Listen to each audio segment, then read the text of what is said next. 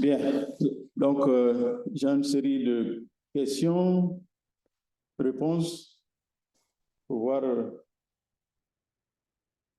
ce que vous n'avez pas bien compris. Parce que le logiciel,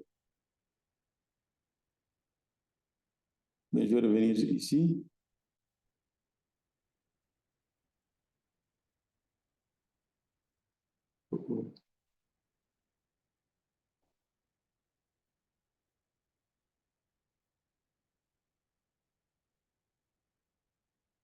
Oui, il y a ce qu'il appelle irrigation nette. C'est ce qui arrive effectivement à la zone racinaire. Oui, il y a des terminologies dans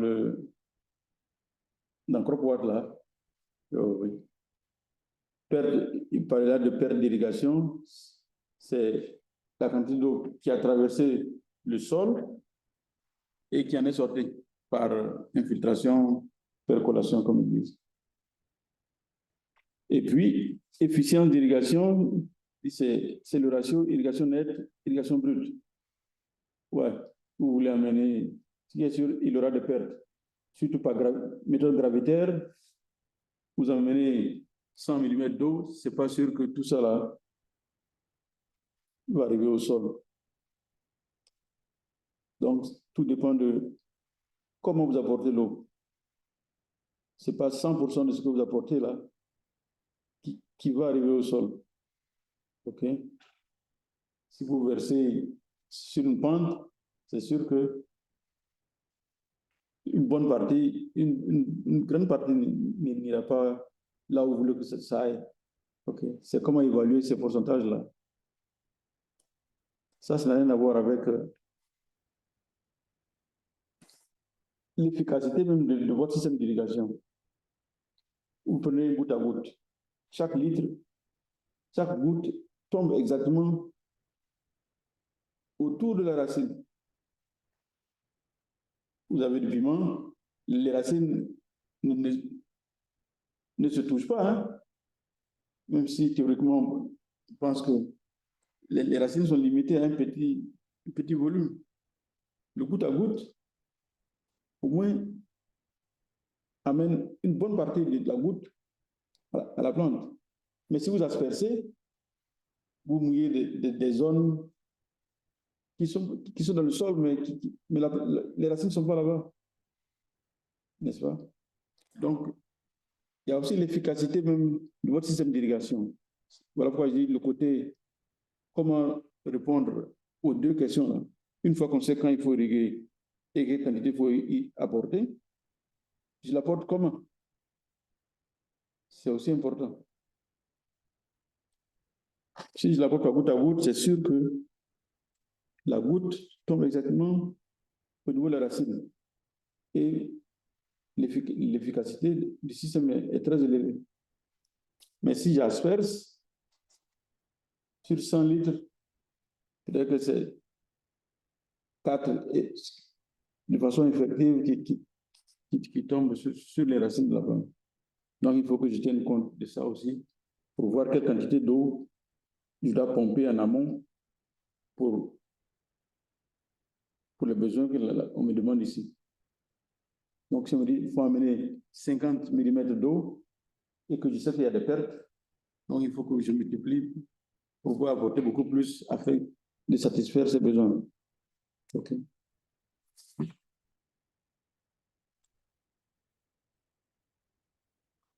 Bien, donc, essayez vous-même essayez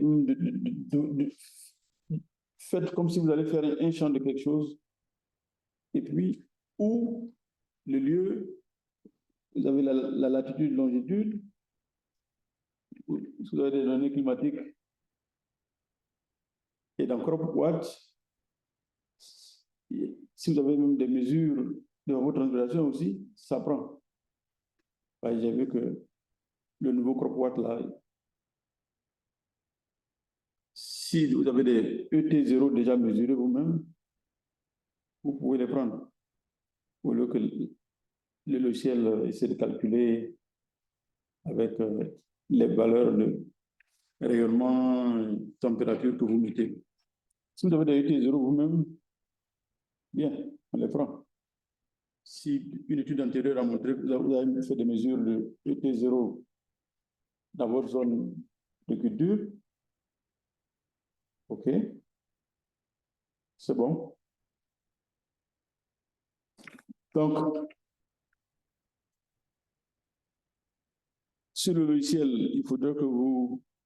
Donc, le logiciel répond aux deux questions. Échéance d'irrigation, quand il faut irriguer, vous saurez. Et quelle quantité d'eau à apporter. Tout est calculé.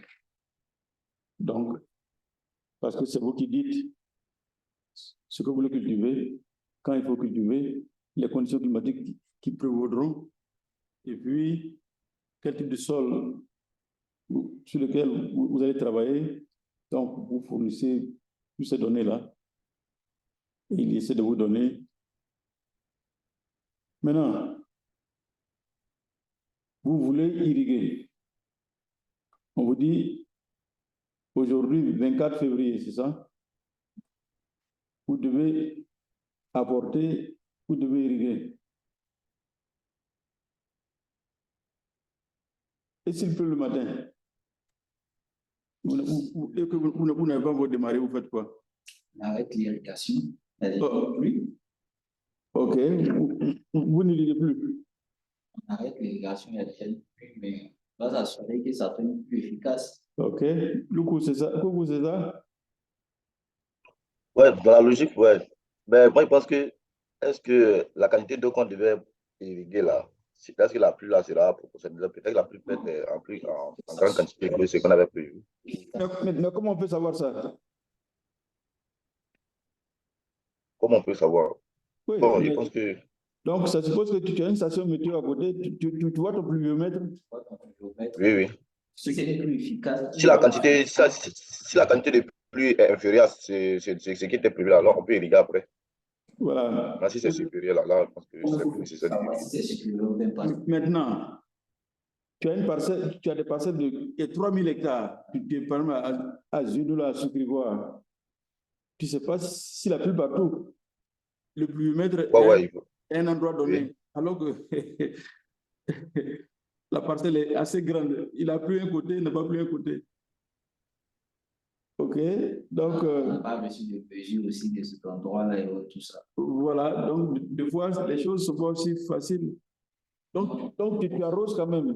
C'est que ça ne gâte pas, quoi. Si dans cette zone où il y a plu, qu'il y a eu un ruissellement, c'est qu'il n'y a pas d'apport à faire.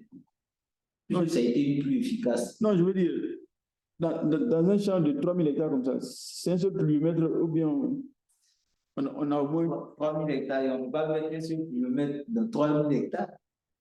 Dans un rayon de 15 km. Hein. Un seul, ça suffit? 2 km, 2 à 3 km. OK. Donc, quelquefois, peut-être tu prends le risque d'arroser quand même. Ouais, on prend le risque d'arroser, ça ne gâte rien. Mais c'est une pète. Mais s'il y a aussi s'il y a des instruments de mesure de l'humidité du sol, on peut se calculer la réserve utile, n'est-ce pas? C'est-à-dire qu'on peut vérifier. Oui. Ouais, si. Si on a des appareils de mesure, voilà. on peut calculer. Donc, ça veut dire que quand on gère la réserve parce qu'on utilise ça. Une plantation industrielle, les calculs deviennent un peu compliqués parce que code de l'étendue, de la variabilité de la pluviométrie. Mais d'un côté aussi, les instruments sont là et puis les logiciels sont là aussi. Eux, ils doivent avoir... oui, même tout ce qu'on fait dans la pluviométrie, ça, c'est des choses les pluies qu'on a mis là. C'est-à-dire qu'en février, il pleut, il tombe cette quantité, mais réellement, il ne tombera pas cette pluie-là forcément qu'on va planter. Et puis tel jour. Donc, au quotidien, il faut refaire ces choses-là au fur et à mesure que la réalité est là. Ça, c'est des simulations pour démarrer, pour voir à peu près les quantités d'eau, parce que là, vous aurez une idée de la quantité d'eau que vous allez irriguer. Hein. Vous voyez bien, non? C'est écrit ici, là, 500 mm d'eau, c'est la quantité d'eau apportée. Donc déjà, vous pouvez voir combien vous allez dépenser en irrigation. Tu vois, non?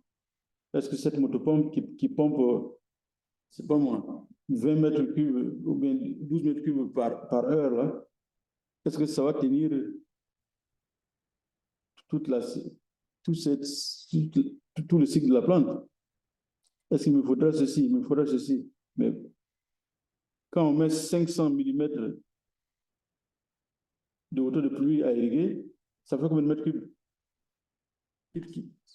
500 mm. Un coucou. 500 mm. Allô? Oui, vous avez la question? L'exemple que j'ai ici, là, devant toi, là, on dit, en termes d'irrigation nette, il faudra 500 mm la hauteur d'eau à apporter en irrigation. Ça fait un volume de combien de mètres cubes? Il est en mètres cubes, quoi. 500 mm en mètres cubes, ça va faire Oui, la fois dernière, je crois qu'on avait fait une hauteur de 1 mm d'eau. Pour 1 hectare, ça fait 10 mètres cubes. Donc, c'est presque 5000 mètres cubes d'eau qu'il faut pouvoir. Maintenant, si vous avez un petit lac sur lequel vous comptez qui tarit et que vous n'avez pas prévu que c'est au moins 5, ça encore, il faut multiplier par le coefficient d'efficacité de votre système d'irrigation. Peut-être il faut multiplier par 1,2, peut-être 7000 mètres cubes d'eau qu'il faut chercher. Si vous n'avez pas fait ce calcul pour voir que vous avez besoin de ça dans le lac, ou bien le cours d'eau d'à côté, qu'il tarit au milieu, et généralement c'est ce qu'on fait. Non, il y a un cours d'eau à côté là. La Côte d'Ivoire, parce qu'il y a de la pluie. Et tu sortirais de la Côte d'Ivoire s'il y a de la pluie. Parce que personne ne sort de la Côte d'Ivoire. Coucou, ton micro. Coucou. Oui, Roger. Qui t'embrouille là? Voilà, donc si tu as 5000 à 7000 mètres cubes d'eau à tirer, au moins, ça c'est pour 1 hectare. Hein? D'accord. Donc il faut déjà prévoir en amont, est-ce que cette source d'eau-là est disponible? Donc si tu fais un forage, et tu ne sais pas que ce forage-là peut donner cette quantité-là, que tu as compté sur ça, et que ça t'arrive, tout est perdu. Hein? Donc 5000 mètres cubes d'eau. Oui, ça c'est pour 1 hectare. Oui, disons, la simulation qu'on a faite ici, là, D'accord. dit l'évapotranspiration, mais disons, les besoins d'irrigation, c'est 500 mm d'eau, la hauteur d'eau à irriguer. Donc, ça équivaut à 5000 mètres cubes d'eau qu'il faut pouvoir tirer au moins dans un lac, un forage quelque part, quoi. Donc, comme ce cours, c'est irrigation, aménagement hydraulique, vous devez aménager votre réservoir là pour pouvoir au moins avoir peut-être 2 fois plus que ça. Vous n'allez pas pomper quand le niveau sera trop bas avec la boue. Donc, vous comprenez bien pourquoi les sucrivoires ont des cours d'eau ou des barrages agro-hydrauliques aménagés à côté. Parce qu'eux, ils ont entre 3 à 5 000 hectares qu'il faut lancer. Donc, si on lance même 1000 hectares et qu'il faut au moins 5000 mètres cubes d'eau par hectare, vous voyez un peu que c'est des vastes étendues d'eau qu'il faut beaucoup d'eau. Donc, quand il ne pleut pas, pour que les barrages soient remplis, que ce soit changement climatique qui affectent la pluviométrie. Ça joue sur les rendements, ça joue sur les prix des denrées. Parce que si les prévisions ne sont pas bonnes, spéculation et les prix. OK. Mais on n'a pas couvert cet aspect d'aménagement hydraulique ou bien cet aspect de comment apporter, si c'est goutte à goutte.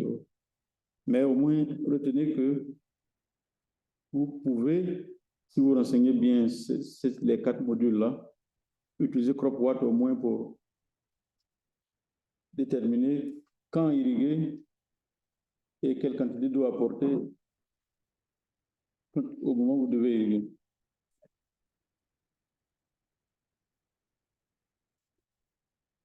Question?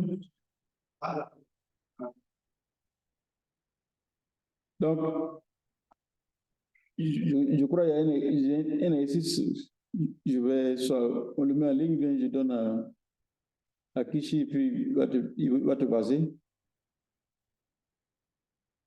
Mais c'est pas un exercice comme devoir. Le devoir, c'est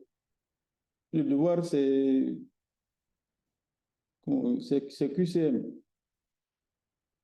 Les devoirs. Oui, dans le style A, B, il y a pose une question, exemple. Est-ce que la texture du sol a quelque chose à voir avec la porosité? La texture du sol. Est-ce que la texture affecte la porosité du sol, par exemple? Oui. Vrai ou faux? Si on a un sol complètement argileux, ça affecte la porosité du sol. OK.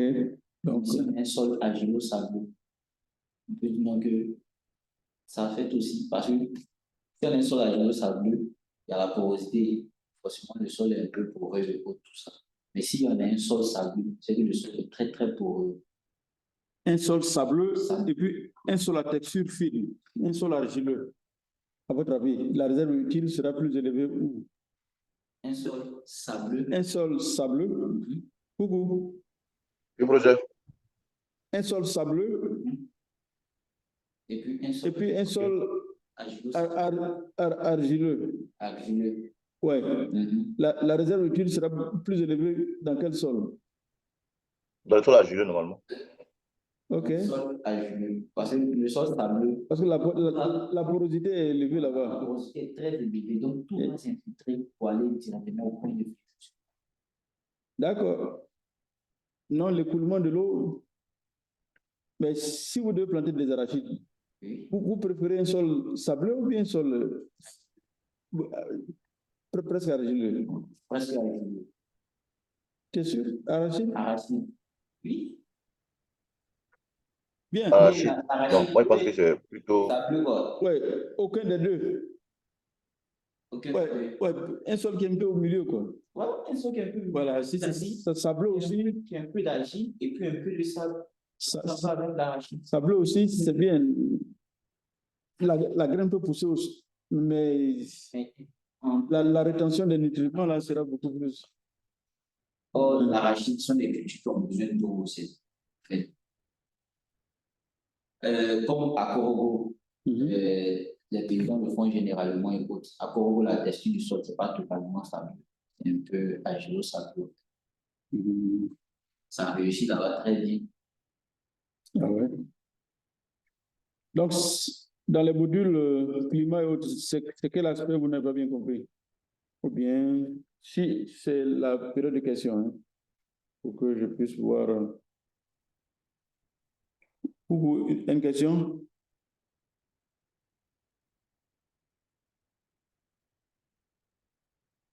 Non?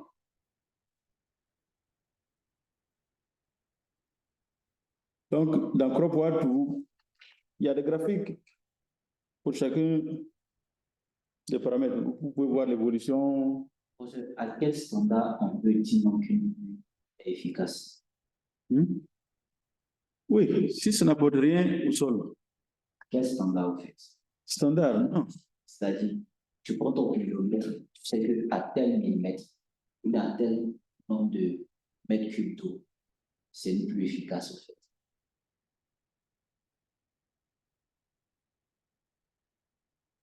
Est-ce qu'il n'y a pas une standard qui dit non que c'est efficace à l'aide d'une pluviométrie? Oh non, peut-être que tu peux mesurer la teneur en eau du sol avant et après la pluie. S'il n'y a pas à différentes profondeurs, par exemple, pour voir jusqu'où c'est parti. Voilà. Si tu vois que la teneur en eau n'a pas changé, bien, c'est que cette pluie n'a rien, ça n'a rien donné. Je me disais que peut-être qu'il y avait une valeur à l'aide d'une pluviomètre. Oh non. À l'aide d'un pluviomètre. Non, c'est à cause de quand tu regardes les équations là. À ce volume d'eau, c'est qu'on a une plus efficace. Oh non. Mais il y a des pluies violentes là. Ça vient beaucoup de vent, ça tombe très vite et puis tout est recédé. C'est comme si une bonne partie est repartie tellement vite. C'est tombé avec une certaine intensité là. En moins de 10 minutes, c'est-à-dire que l'intensité est tellement forte que ça n'a pas le temps même de s'infiltrer. Alors que c'était beaucoup d'eau. Hein. Mais il y a des pluies fines qui tombent sur 2 heures de temps, qui ont le temps. Oui, oh, oui. Très bien. Donc, cette affaire d'efficacité-là, c'est pas aussi facile à... Oui. Oui. D'autres questions? Coucou. Mais il y avait un troisième, non? Oui. D'autres questions? Ou bien sur les cultures, ou bien sur... sur revoyez bien les propriétés hydriques du sol. À ce stade-là, je pense que...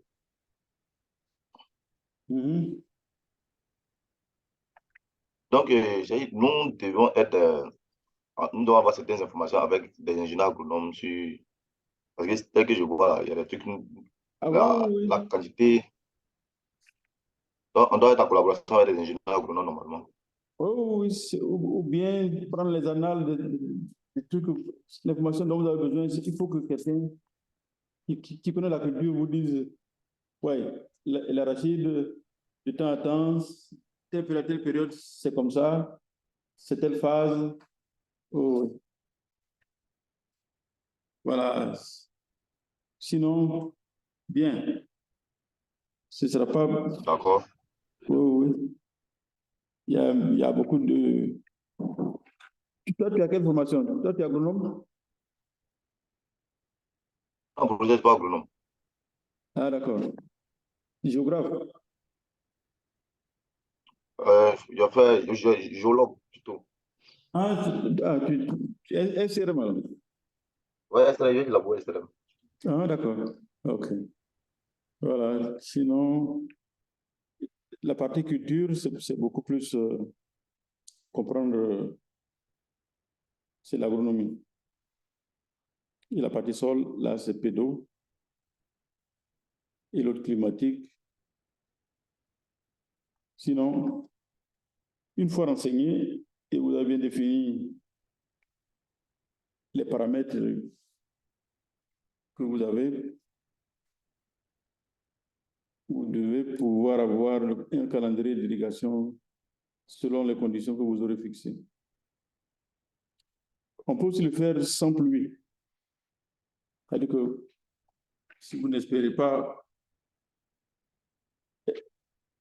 avoir la pluie, ou bien vous voulez faire ça sous serre, vous faites un appartement là, vous mettez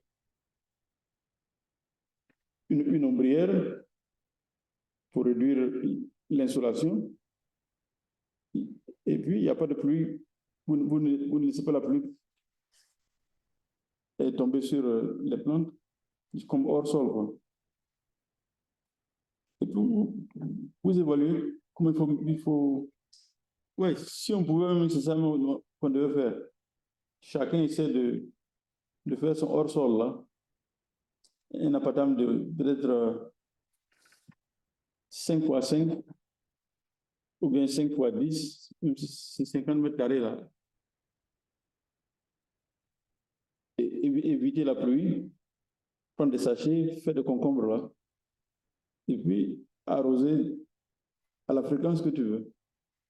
Ou bien, tu fais un comme tu veux faire, et puis tu fais un comme si le logiciel te disait comment il faut faire. OK? Donc, s'il n'y a pas de questions, on va stopper. OK? Il n'y a pas de questions? Non, ça va, professeur. D'accord. Donc, si je trouve l'exercice là, on a ton email, non?